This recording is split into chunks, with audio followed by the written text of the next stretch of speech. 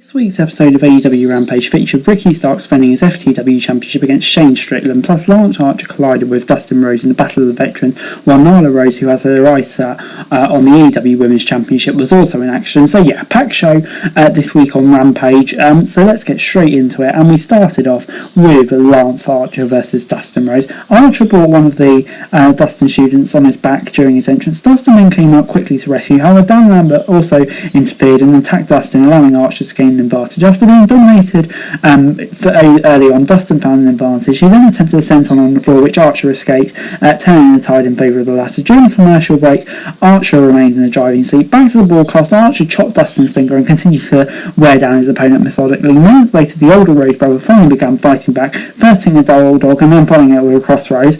Archer then retaliated with a full Nelson chokeslam, but Dustin kicked out. In the end, Dustin Rose picked up a fluke out of nowhere, rolling up Archer. However, the loss angered Archer as he began assaulting Dustin after the match. Many of Rose's students ran to the help of their coach, but Lance Archer destroyed everyone in their path. The Murder Hawk monster hit Dustin with another chokeslam on the table to reiterate his dominance. I mean, this was fine, but I really think Archer should have won, and maybe he could have just done a beatdown anyway afterwards.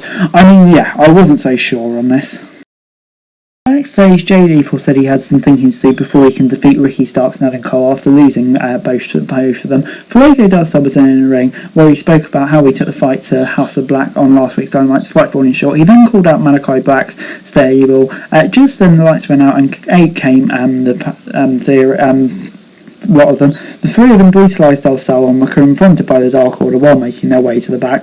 And backstage, Dan Lambert announced that the TNT champion would no longer be subject to an open challenge before we got Redragon versus the Dark Order. Kyle O'Reilly began things in the match on Rampage by getting the better of Alan Angels in the opening moments. However, once Angels managed to tag in Preston Vance, the tide turned in the Dark Order's favour. Back after the break, Alan Angels unleashed a flurry of aerial offence on Redragon. However, Bobby Fish seemingly tore off Preston Vance's mask, ruling him out of the match. This allowed Redragon to execute the chasing the Dragon on Alan's Angels for the win. Post-match, O'Reilly and Fish continued assaulting Angel, but Jungle Boy, along with Luchasaurus and Christian, came to the rescue.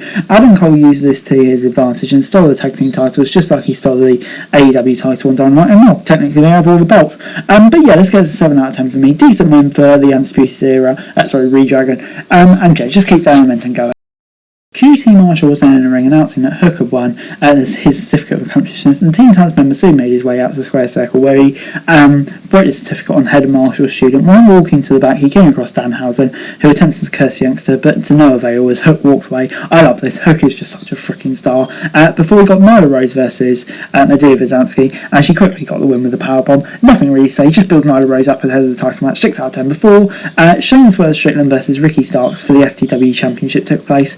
The match on Rampage started with some old school grappling. Strickland used his speed and agility to see Starks, then taken down with a dropkick. However, the FTW champion quickly found his way back into the match, so he continues to dominate. Back to the broadcast, Ricky Starks hit a DDP on Strickland for a close count, but the former Cruiserweight champion finally fought back by smashing a knee strike and following it on an uppercut. He then also hit a leaping front line for a close count, after which he executed a kick and a splash on the outside. Swerve then took to the top rope, and from where he hit a double stomp, but Ricky Starks powered out at 2. Powerhouse Hobson took advantage of a distracted referee and attacked Strickland. This allowed Ricky Starks to hit a Roshambo on Strickland for the win. Post-match, Keith Lee entered the ring and attacked Starks and Hobbs, with Strickland also joining Lee. Several referees separated the four men as the show went off the air. And yeah, kind of a nice little Rampage storyline, but I mean, like, it gets a 6 out of 10 from me.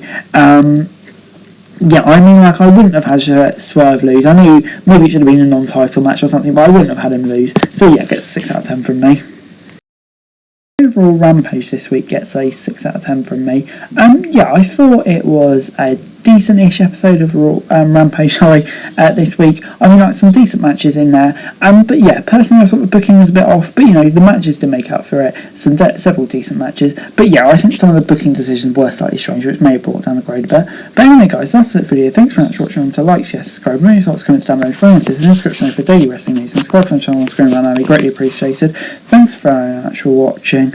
Peace.